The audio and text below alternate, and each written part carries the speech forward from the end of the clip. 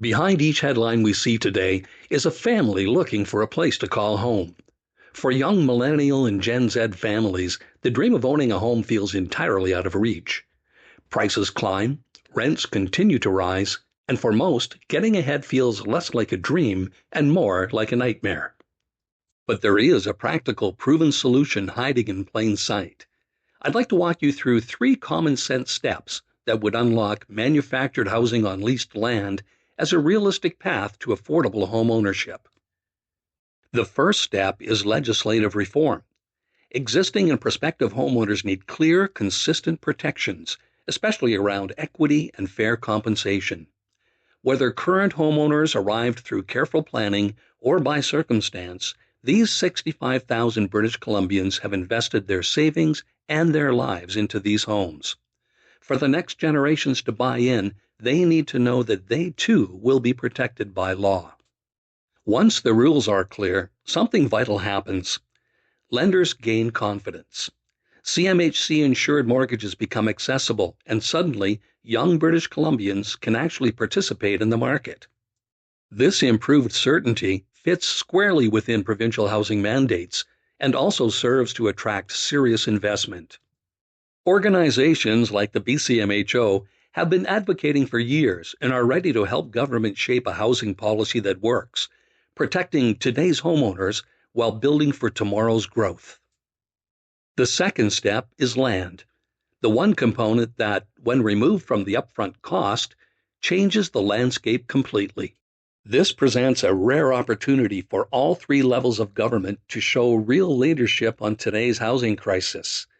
With thoughtful land use reforms, we can create a clear pathway to affordable home ownership for so many young families over the next decades.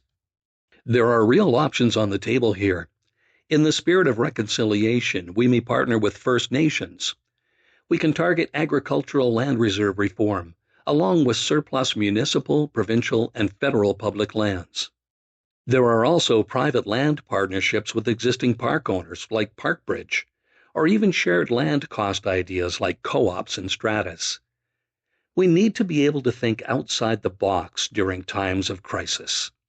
And by leveraging the experience of current manufactured homeowners, we can build real communities, multi-generational, diverse spaces where kids can ride their bikes and neighbors actually know each other. Once the rules are clear and land is available, the rest falls into place. The entire supply chain, developers, manufacturers, installers, becomes energized. This creates jobs and strengthens local economies.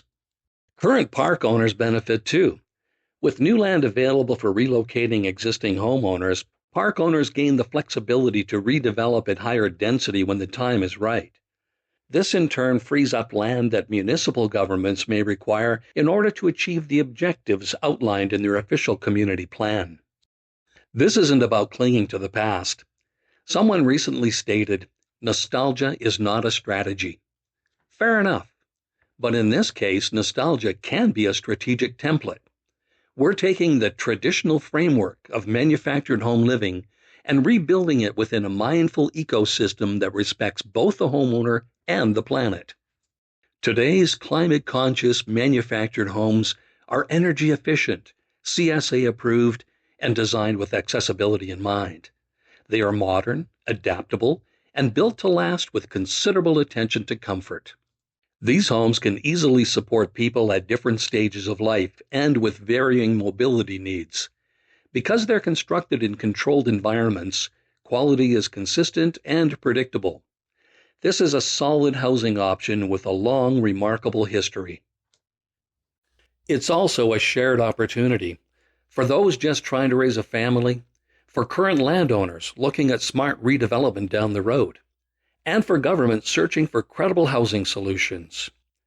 There's also a clear political opportunity here.